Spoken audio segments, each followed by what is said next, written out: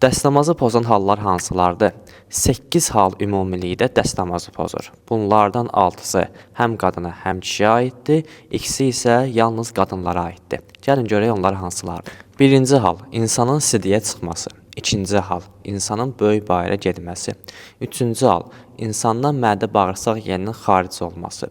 Gərimək isə dəstəmazı batıl eləmir. Dördüncü hal, insanın əqlini məhdudlaşdıran şeylərdən istifadə eləməsi. Məsələn, məstedici içkilərdən istifadə elədiyi halda dəstəmazı batıl olacaq. Beşinci hal, insanın yuxuya getməsi. Amma şərt bundadır ki, həm insanın gözü görməməlidir, həm də qulağı eşitməməlidir.